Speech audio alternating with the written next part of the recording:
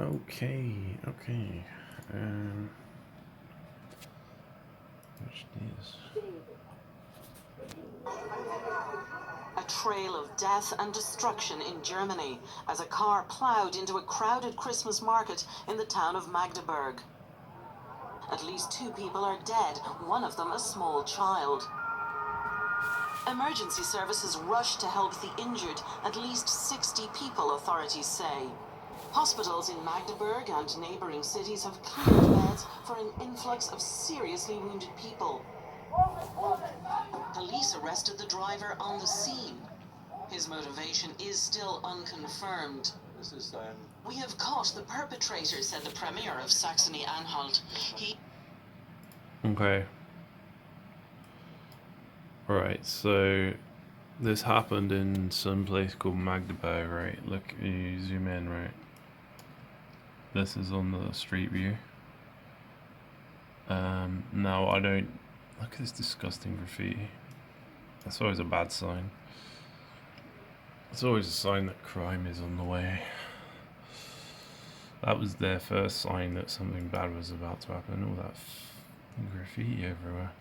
But look, we got the bend in the river here, and as you could see, there was that stone. There was in the distance. There's like a stone wall, a high stone wall, on that bend of the river, and that part was also near where the church is.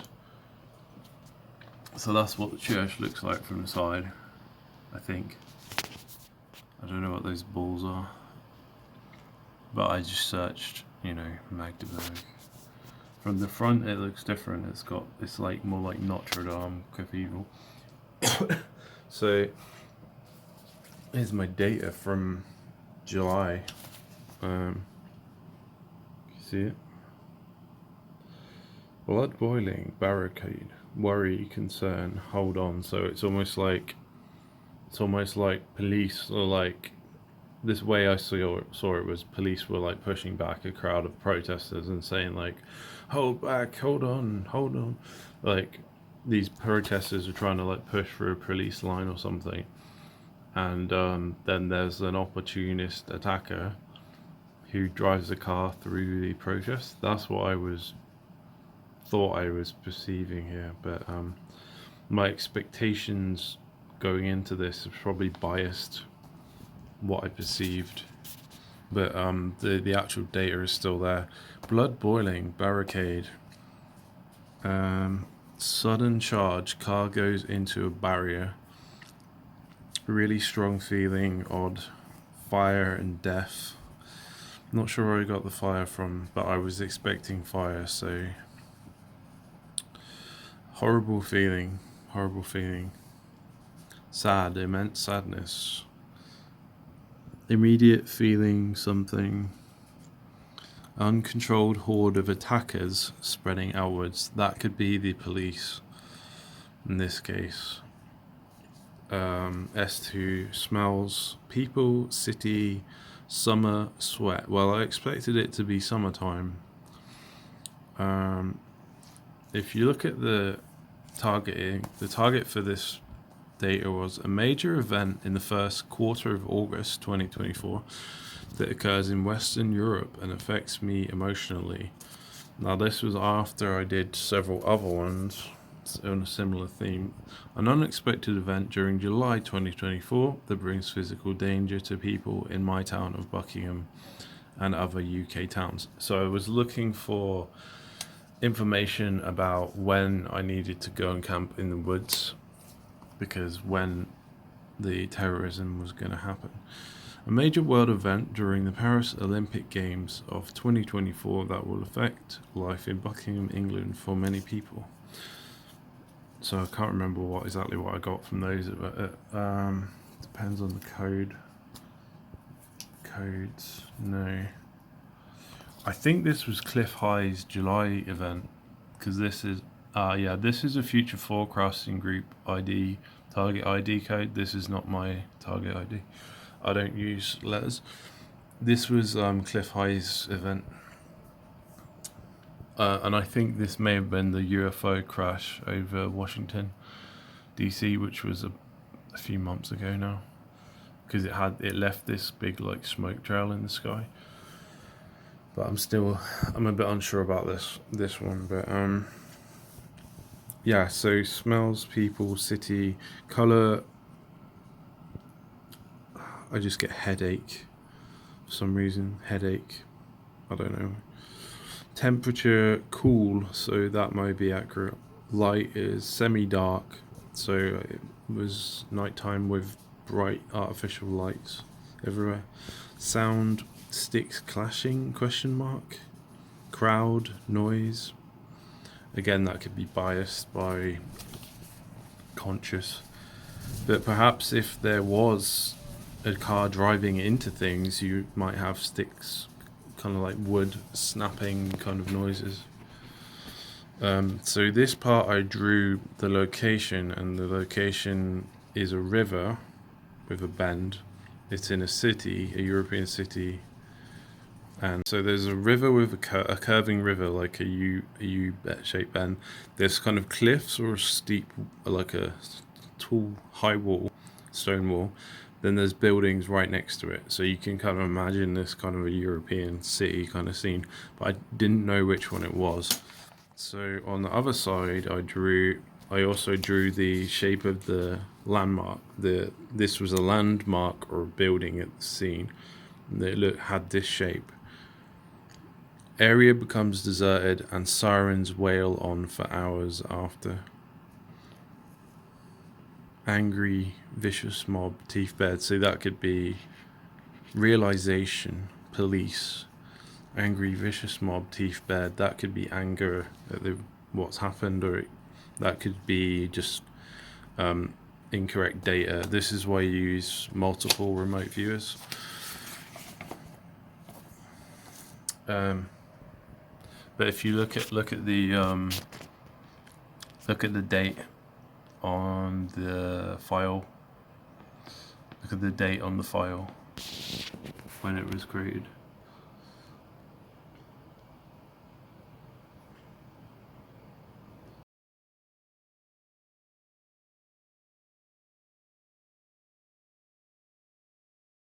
Oh, it's Christmas time, and I've got no friends. My cousin, probably with his older woman girlfriend in Leighton Buzzard. My brothers drove down to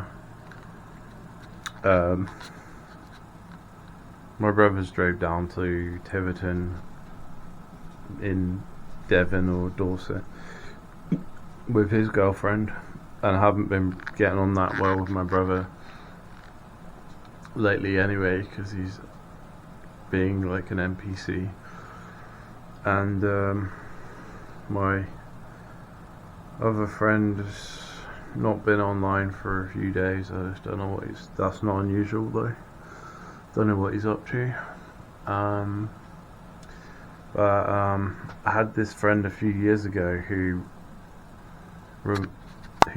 Lord Miles reminds me of, actually. There's this guy called Lord Miles. Miles Arthur Le Viscount Routledge. What a name, eh? What a name. And I was watching this guy on Lotus Eaters last night, which is like Sargon of Akkad, right? Now this is funny because my friend has appeared on Lotus Eaters podcast a few times, which is Sargon of Akkad, aka Carl Benjamin's YouTube thing, right? But my friend that I'm talking about trolled Sargon of Akkad like years and years back. Like they got hit. Like one thing they did was they got his like phone number and like rang him up and started saying like, when are you gonna talk about this? When are you gonna talk about that? But this Lord Miles guy is interesting. He's kind of crazy, he's kind of suicidal. Like, there's something not quite right about him.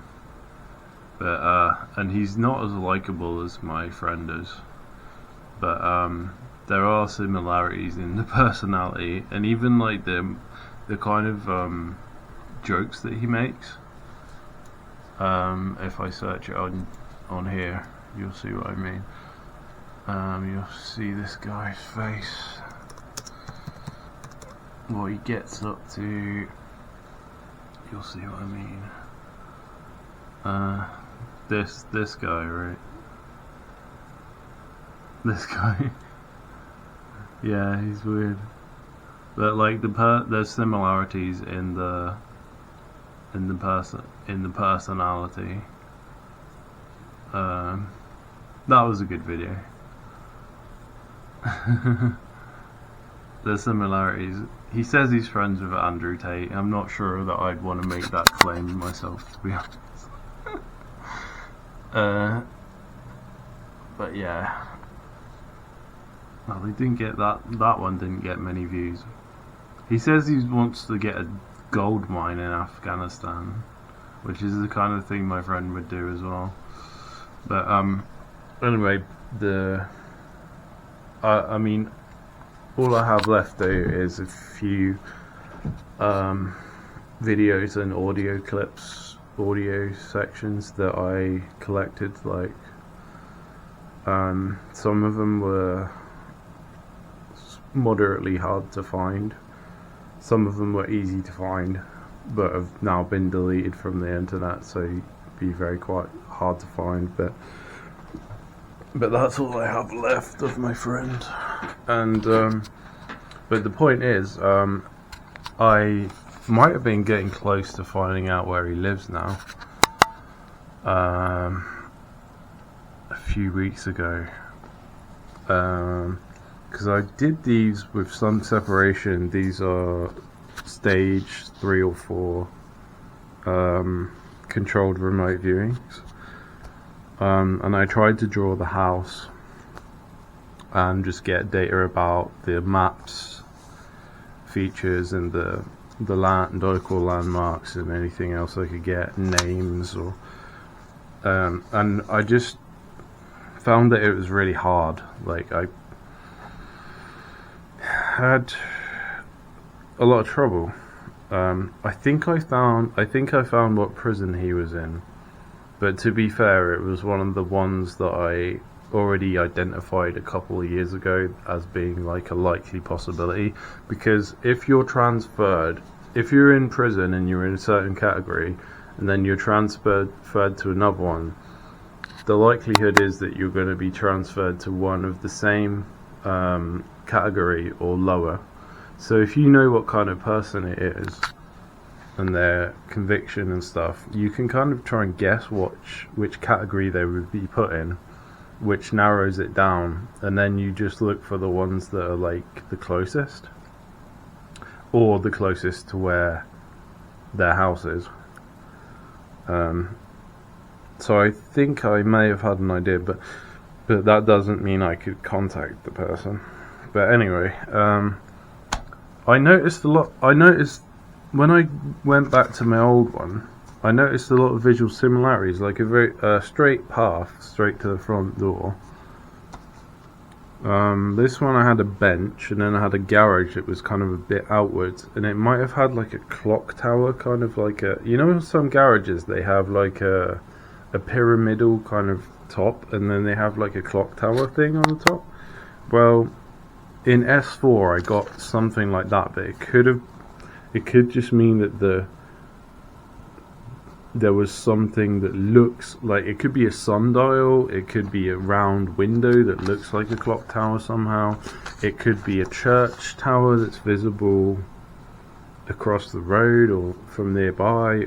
You get what I mean? It could be anything.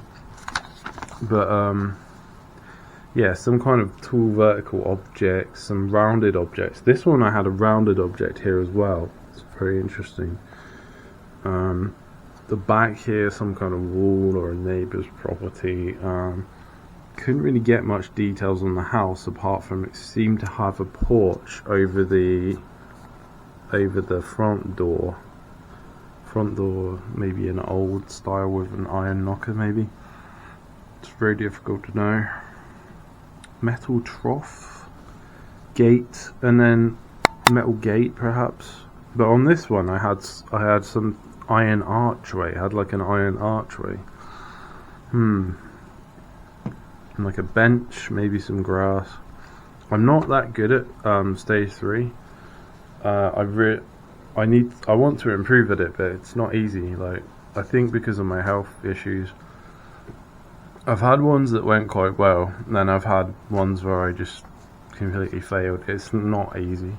I know it can be done better than this, but I think this is when I did it before, and yeah, I don't know, that might be. But S4, is that S4? S4, and this is the latest one. Night, family, street, town, signpost, stone wall. I got the sense that it may have been along one of those roads where it's like a long straight road and everyone's got like a stone wall. So the stone wall runs along the path, along the side of a straight road in a sort of town. But that's a bit at odds. And I also saw like a big tree kind of at the night, where like a certain type of tree, I could sort of see that. Signpost, I didn't really get much. Again, from S4, I didn't really get much. Tangible sphere, a hard sphere, like a metal sphere or something. Wire mesh, metal rods. Textures, ice, frost, grass, long grass. Difficult. Colours, I'm not sure I trust the colours either. But S4 is where you can get things like names and things like factory, industrial, or airport, or things like countryside, or flowers, or garden, or antique, things like this, like seaside or mountain, or things that have a sort of human quality to it, like rental, like something being like a rental house or something like that. Like it's not a physical thing, but it's a human label that we've attributed to it. And in S4 you can get these things in the intangibles. But I just noticed these similarities starting to line up between these two. And then the next day, so I also got some names of places, and I was kind of looking around trying to figure out where this might be, but it's very difficult to know because it could be the entire country. I kind of thought he might be in Scotland, but now I'm not so sure. The map dowsing technique, which is different than this, but it can be paired with this. The map dowsing, where I just point my pen at a map until I feel a difference, is it's hit or miss. Sometimes it seems to work really well, and the map dowsing location matches up with the map shapes, like the road shapes and things, or the landmarks and stuff, or the even sometimes it can be the objects that I perceive at the location.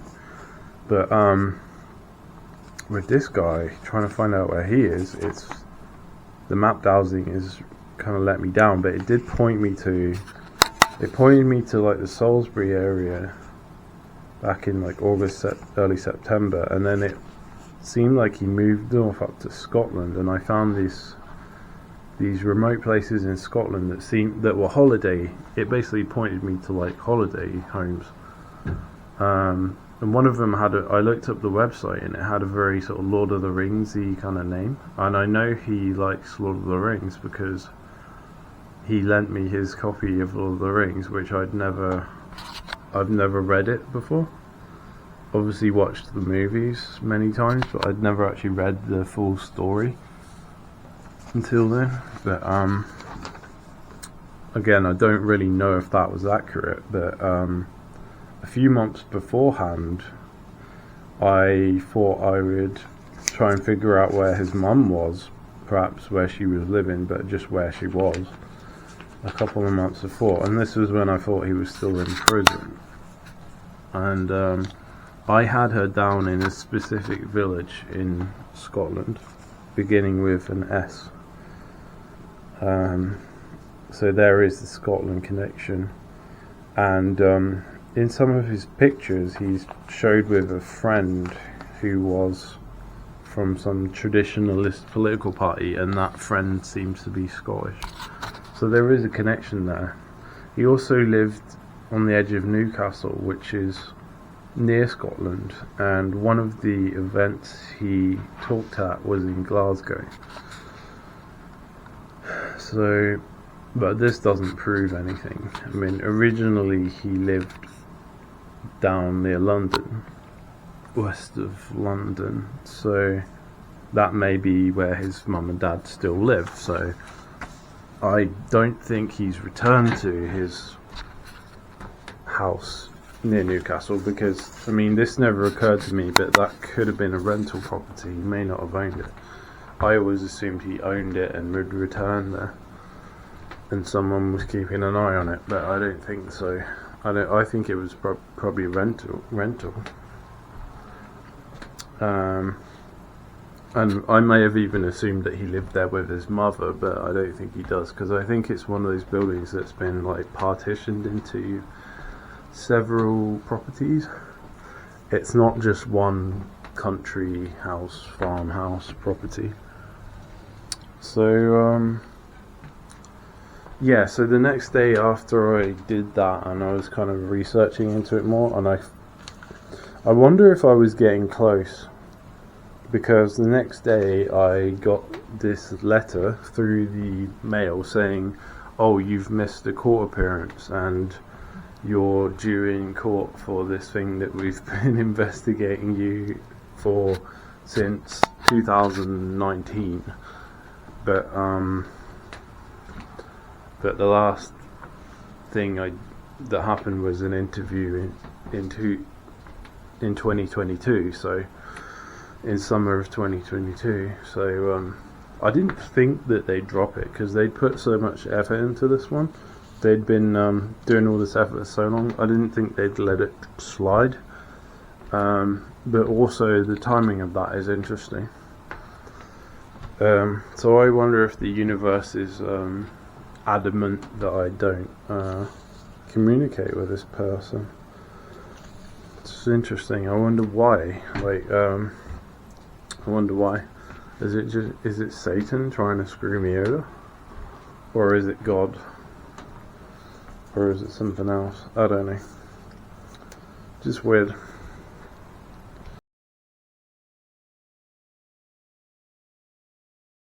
And that was a big red pill for me, was really just seeing that there is no traditional dichotomy anymore.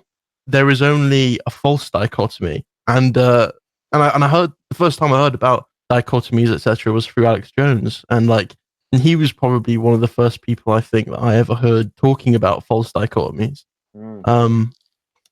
Especially in response to the wars. Another thing that's pretty apt from Jonesy is the was it problem reaction solution thing? The Hegelian dialect. No. That was David Icke. That's Icke, yeah. Yeah. I don't like the space lizards. Yeah. Just don't like this. Just don't like them, mate. Hey, Eke, you were saying that you basically you were sort of completely normie to it, as is the kind of, I suppose, the subverted natural state of man, you know. When you started checking out online, as most of us did, sort of, looking for answers, did you start off with fairly kind of like blue-pilled material? I'm yet to meet somebody who sort of dove in at the deep end, apart from maybe Hunter, you know what I mean? But no one's good. Do you know what I mean? Where did you start off? A lot of people start off with Sargon and they get lumped there, they get marooned there for like fucking 15 years before. Do you see what I mean? What level did you come in at when you started looking for answers? Okay, so I suppose the easiest way to think about this would be I've gone through a continual trial by fire mentally through my worldview since about 2007. 2007 was when I figured out that by accident, completely by accident, I was watching an episode of I guess it was 2006. I was watching an episode of South Park that was talking about 9/11, and one of my buddies he just said, "Hey, Eke, look at that. You see that right there? Those towers falling down at free fall speed? That's real." And in the back of my head, I was like, that's a very important piece of information. I'm going to sock that away for later viewing, but I can't deal with that right now. I had like things that were going on in my life at the time. And then in 2007, I decided, fuck it. I've been sitting on this piece of information for about a year, so I'm going to look into it. And free fall speeds for the collapse of not one or two, but three towers. When two people yawn in a room, the third person is going to yawn. That's what WTC 7 did. Anyway, I realized very quickly, and this is how I know about David Icke. I realized very quickly that the world power systems, the structures that control and govern world politics are not at all what we see in media. So that was actually highly distressing for me. And that caused a bit of a schism in my mind. Sort of stuff. But I can imagine for somebody, like you say, self-professed, maybe a bit apolitical, a Democrat, and then realizing actually this is all bullshit, it could be difficult for some people. I can really imagine it. I was just already mad already, so it was kind of easy for me. I'm quite lucky, I think. We went from Jeremy Clarkson to sort of, I don't know, Bernard Manning. Here's actually a funny thing. There were two guys that helped me out of my doldrums quite a lot, and the two guys, my two favorites, were at the time. I'm now fast forwarding to 2012, and at the time, my two favorite guys were Robert Anton Wilson, and he wrote a bunch of books about high weirdness or whatever, and he was kind of Discordian, isn't he? Yeah, exactly. Yeah, that's correct. Praise Bob. And the other guy was, of all things, a fucking Mick, Thomas Sheridan, who is also a real woo-woo weirdo, but I really liked his stuff. He's a little boomer, but, whatever. I'll let it go. And his big thing was psychopathy. And I know Thomas Sheridan's not worked on psychopathy, yeah. Good. And it was borderline cathartic, because it was like, oh, finally, I've got an explanation for why these people are such assholes. Thank God, And so then I suddenly realized, okay, fine. So everything is complete bullshit. None of this is real. All of this is theater, and we're watching a fucking stage play. Okay, great. Now that we've gone from that, now we can get into the psychology of how these people operate and what they're like. And that's when I realized, okay, so they don't care about us, and we are nothing more than disposable resource machines for them. And that's it. So that helped me out a lot. And that kind of took me out of the anger phase of it for me, because the Cologne attacks in a pure anarchistic world, you can't deal with them at all, unless you start moving into total war. And that's a major issue. That basically puts a death blow into anarchism, because you're dealing with a highly cohesive group of people that will identify as a group, and they will overrun you. And they will organize, as an individual person. So can I before this gets lost, can I just say I liked your when you said there's no anarchism with hyphens, really. There's only one real form of anarchism. And it's like I agree with you because Domino. Stop, Vinny. I'm losing my point. My point being is that when you hyphenate these things, they have a system. The anarchism is only temporary, and it's being set. Everything's being set up for the next system, rather than it being set up to be a permanent anarchistic system. So communism's anarcho-communism's making a way for a new order of communism. Anarcho-capitalism's making way for a new order of capitalism. And the same thing, national anarchism is making way for a national socialist state, really, after a collapse. So really, they're more collapsitarians than they are necessarily anarchists. Yeah, I like to think of anarchy, I suppose, as being just a temporary state of lawlessness, chaos, which is it's technically neither good nor bad in itself. However, I mean, good God, the effects of anarchism. I live in Los Angeles, and we kind of live in a de facto anarchistic state here, where there isn't really a rule of law per se, and it's a real problem. Isn't it more of an anarcho tyranny? Because like you, for your political views, you could get locked up any minute. Yet somebody else like the murderer Kate Steinle or whoever, they can get off, can't they? Yeah. If I'm reading what you're saying correctly, there's a peculiarity within most progressive cities here in America, where basically everyone that is a criminal or a druggie or an illegal immigrant or whatever, they have free reign. They have carte blanche to do whatever, and anyone that is a normal American, I'm blonde-haired, blue-eyed, a classic American in terms of my physiognomy. If I do anything that is outside of the bounds of what the progressives prescribe or whatever, I'm attacked. So it's kind of like, when I say it's kind of anarchistic in a way, only with groups that they have selected to have complete freedom. Not for me at all. Have you ever seen the Karate Kid or watched the new thing Cobra Kai, Echolux? I'm a child of the 80s. I'm an old man, so of course I watched Karate Kid. Yeah. You've got blonde hair and blue eyes, right? So all I'm saying is, right, make a dojo. You've got blonde hair and blue eyes. Cobra Kai.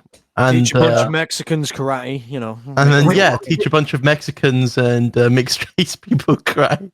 And then teach them strike first, strike hard, no mercy. That's it. There's no pain in the dojo, no fear in the dojo. Right? Vinny, stop. Right, I've got a question for him. You fucking Domino's poster, man. I'm asking him questions, bruv. Maybe 15 minutes ago, somebody asked, what did you first look into? Yeah, Carl of Akkad was one of the first guys. So what was it that brought you to Carl Benjamin then? Well, MEP Carl Benjamin. Of course, yes. No one was talking about it. And it was the fact that no one was talking about it that caused me the most... I use the word distressed a lot, so I kind of want to find a new word, but it was perturbing. The idea that there's this major event going on and the legacy media was refusing to even mention it. If I could. Go on then, Hunt, to put your echo on. Hunter's got the full soundboard. He's got the works. Yeah. Oh, I'm playing a video game right now because I'm just listening in. Yeah. Wait, Hunter, you and Eki have got to have a chat in a bit because you're the big brain boys here. You're our big brain nibber. Literally geopolitical analysis. Once you get Vinny going, once you give him a few fucking blue, what is it? The blue blue Smarties, he goes off. Or the blue slush puppies. After the laser tag. I just want to address the American culture question for a moment. Yeah. I actually think there's something to that. And peelers. What's that? Yeah, mate, we got potato peelers. We got potato peelers. Mate, have you not heard of our hot take that the English and the pretty much people from the UK are so fucking dangerous that's why we're not allowed all this stuff? Like, give us a sharpened spoon and we'll take down an army, mate. Yeah. The tactical support argument doesn't hold for me. Say it's our tape. I mean, Hemingford's tape. Yeah, Jactian was saying on the stream the other night. He was saying because they were talking about, would you like guns in the country? And he was saying, no, definitely not, because he said, during his life's events, I don't know, 30, 40 years on the planet, if there were guns in this country, he'd be dead 7 times over. Do you see what I mean? Like, it's kind of like, no, we don't want them. We're too mental. Forget it. Like. So you can get. He knows quite a bit. Do you reckon I could still get one? I've been sectioned once, so. Okay, probably not. Why have you been sectioned? Oh, he's been caught nicking pizzas from all right. Let's do the rules. All I'm saying is that you guys have limited, but you do have access to firearms. Yeah, I think that's what it was. Was it young fathers that aren't about? Yeah, okay. young. Coming back to moving around. Sorry, that's just fucking. Sorry. Okay. Someone was saying earlier that they had moved from London, that they had done a white flight. I think it was London. Doesn't matter. But there was somebody on this panel that was talking about how they committed a white flight. Yeah, I committed the heinous act, white flight. Yeah. yeah. Well, hey, me too. I'm looking at it myself. You say that when you wherever people go, they bring themselves. So a place is made up of the people that live there, not the other way around. So you're moving. You're literally going to destroy Cornwall. My entire rant was about being fully aware of that and trying to adjust my behaviour to be respectful to this community. I cut my neighbour's lawn yesterday, so I'm doing okay. Do you get what I'm saying? I'm not mad. And he didn't even ask for it. No, yeah.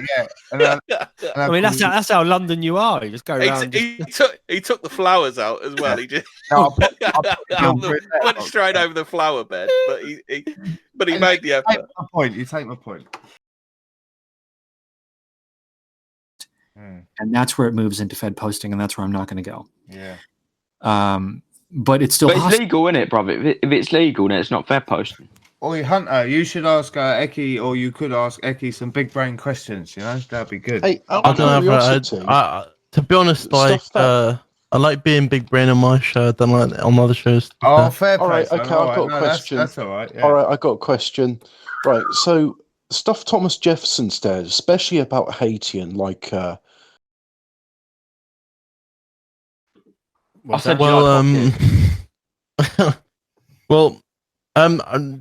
go off of your point, there was a model that we came up with on the Avalon podcast. I think around mid-20s, early 20s. We talked about a 3-pronged repatriation plan. We start off with the first step is voluntary, but this all assumes that we have political power, anyways. But the 3-pronged attempt would be 1. Voluntary, 2, incentivized, and 3, coercively. And if you know exactly the type of connotation I mean when I say coercively. You guys live in Isengard. That's the way that I view it. Okay. You live in Mordor, mate. You're not far off, buddy. You are not far off. Mordor adjacent. Yeah. Yeah, I live in the suburbs. Second movie. Yeah. Mordor points at Birmingham. So it's funny that we got it straight. What's the Throttlegrim? What is the place in the third film? What's that? The final where Mount Doom. Yeah. Yeah, that's Mordor. Oh, okay. So where's the place they're defending? Yeah. Yeah, like Asgard or Isengard or something. What's the name of that place? I forget. Gondor. Iltern just said it. Gondor. Is that the one? Yeah, someone's just said Gondor. Oh, yeah, the White City. You cretins. I don't remember. So no, it's not Gondor. Yeah, I'm not a Lord of the Rings guy. Helm's Deep. Someone else has said Helm's Deep. Maybe. Yeah. Anyway, we're getting down in the weeds. Yeah, we're going. Gondor, the White City, you cretin, says Colgate. Okay. Here. Okay. We'll use a context that I understand. That in the very near future, I'm going to leave, but I wanted to do so without being rude about it. So I'm just calling that out in advance. Very courteous. Fuck off. I'm joking. You know what? No. Sorry, it's English temperament. English temperament. Wait, Eki, post something in the chat so people can subscribe. We haven't got a lot listening because this is our new channel. You want to have a word with Brutus the British on a Sunday? Have you been on this show before? Well, they plagiarized that anyways as well. So I think you're probably correct. Anyway, the thing is that I'm not going to be streaming for a little while, but in the near future, I'm going to be streaming again. see you in the chat. I always see you in the chats. I noticed that on all the No Apologies Live and the Spencer group or whatever. Yeah. Well, I mean, I like it's extremely isolating being woke in Los Angeles. Basically, you don't get to talk to anyone about anything of any import ever. So suppose you don't. I mean, I know a bunch of people in California, but I mean, I doubt you'd want to associate with them because they're basically like very hardcore national socialists. Yes. My apologies for being late and not coming in at the beginning of the show, but my impression from most Los Angeles people, I've Los Angeles, is that they are incredibly vacuous, shallow, fake people, and most of them aren't from there. They come there to make it big or whatever. Yes, and yes. So many of them are incredibly soyish people that come from other parts of the country to make their fame and fortune or whatever. And it's a harsh judgment on my part, but they kind of are the dregs of society. Yeah. What would be the equivalent in England? I mean, it would have to be Brighton, certain pockets of London. Where else do you go to be a complete and utter knobhead for a few years of your life? I don't know. You've also got Williamsburg. I remember the Sam Hyde video. Williamsburg. Do you remember? I suppose Oxford has that a bit because you've got a lot of people pretending to be intelligent when they're not. Oh, okay. What? Because they sort of flock to the university vibe there. Is that? It's like, oh, I've got a degree from Oxford U. Yeah, gentrification, you know. So I'm sure you wouldn't believe it. Yeah. So are you going to have to get away then, Eke? Is that what you're? Yeah. I've got to be responsible. I have to actually. No problem. Real things. That's all right. Right, well, fuck me. I'm voting for Carl Benjamin on the 29th of this month or whenever it is. Just do it for the lols. Vote for Carl Benjamin for the lols. This website is garbage. You should be allowed to put. You should be able to put your postcode in. It tells you who's running for you, shouldn't it? No, I know who's running because I checked it out. Yeah. I don't. I'm trying to find that out. I can't. Was it UK bro I was talking to? Or was it Hemi? When I was saying I was disappointed how popular Brexit Party's doing, and I think it's astroturfed.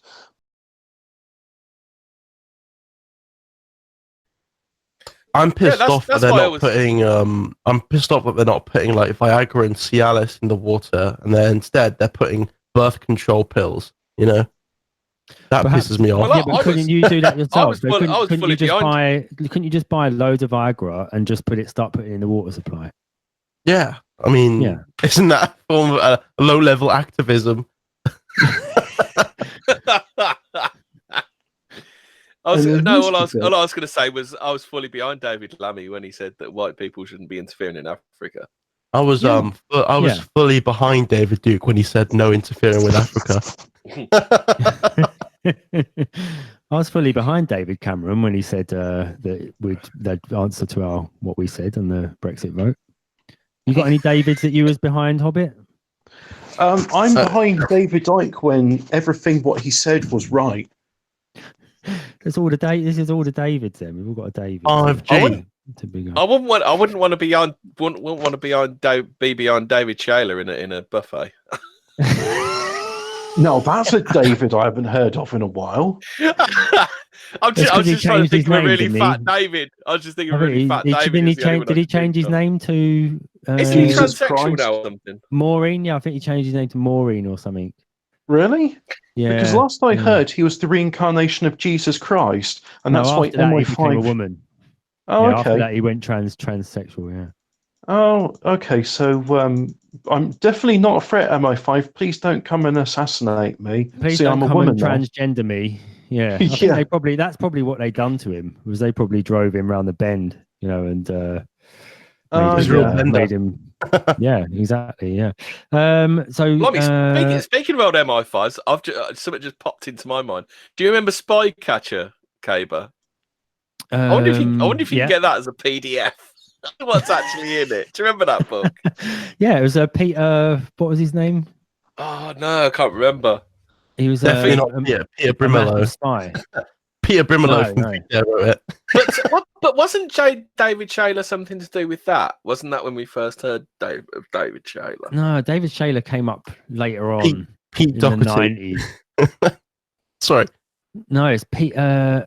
Han. God. Yeah. It was a real big scandal at the time. There was 2 books when we was younger. There was in Generation X in the UK when we was younger. There was 2 books that were massively controversial, and one was Spycatcher, and the other one was the Satanic Verses.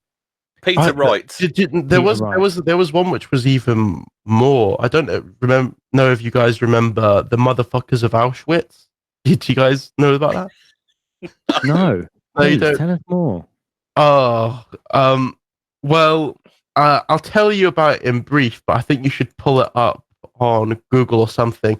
But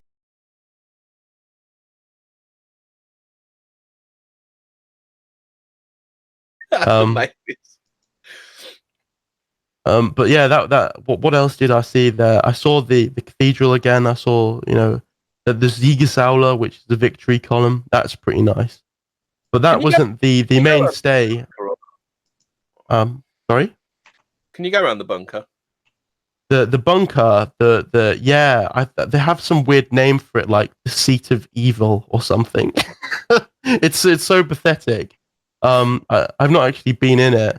I had to beg Mavis to go to the Jew Stone. She's like, I don't want to see it. I also took a video of that because next to the. Is she Oriental? Your fiance? No.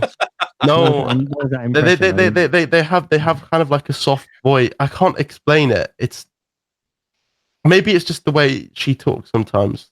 It's kind of soft with you. She's all nice and sweet and quiet. And soft. She's nice, sweet, and soft. Yeah, but when she talks to her sister or mother, it's like.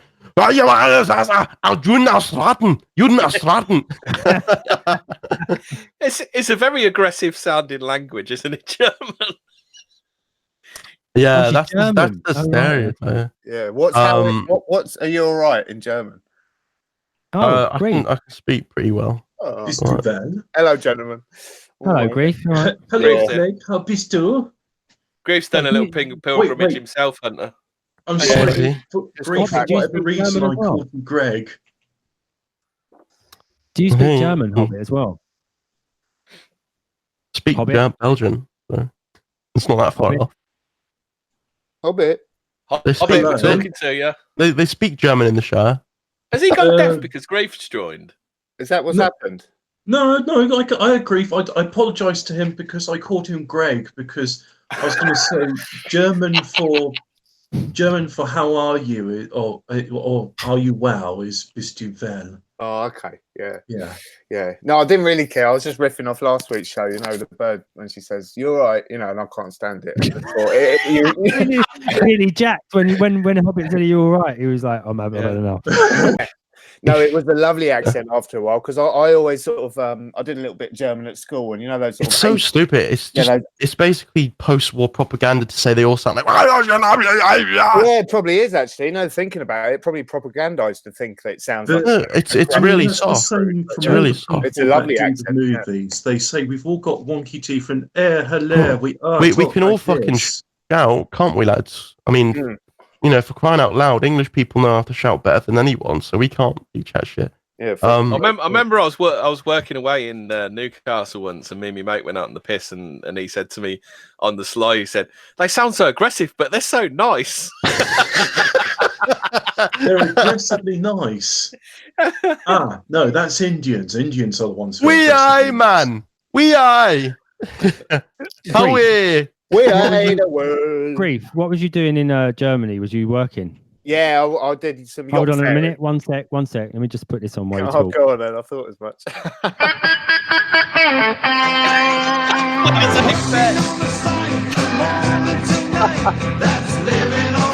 What It was a bit like that. It was a little that's bit like that. Yeah. In fact, it was Does anybody exactly like does that. anybody other than me and Kaber get that one? I mean, I've heard the song before. I've never heard it, but it does make me want to go back to Germany. Yeah. It's the theme tune to Alfred's Own Pet. Oh, that's where it's from. Yeah, that's grief. You sort of, I bet you was like doing your painting and decorating out there, wouldn't you? And then you was like earning a bit of German money and all that, leaving the wife at home, kept ringing you up, asking if he's all right. Did you dorm with Pat Roach? Did you, Greg? I can pretty much see Grief's work But experience. did you go to Berlin, Grief? Did you end up ever going? He's gone. Grief. Someone said he's all right. He's off. Yeah. He thought he heard a woman saying you were right. There's too many people asking for his well-being. Well, where the story gets interesting is when I end up going to Italy, to Rome. So I go to Rome, and it's a very, very long day getting there. Arrive, instead, almost get pickpocketed by a gypsy. Not me, but my fiance's father almost got pickpocketed by a gypsy. Like the wallet, tried to get the wallet out of the pocket, but the wallet fell on the floor.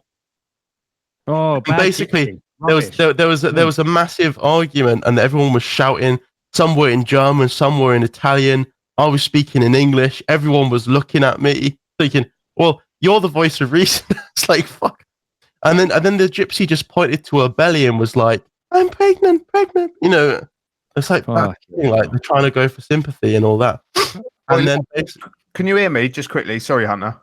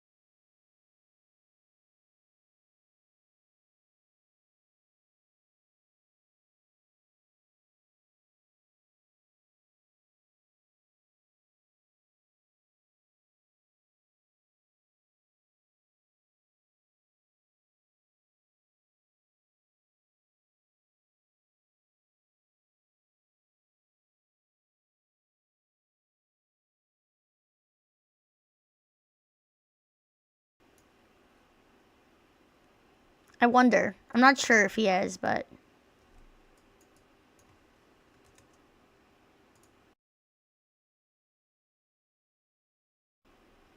Please. Please. Every single time!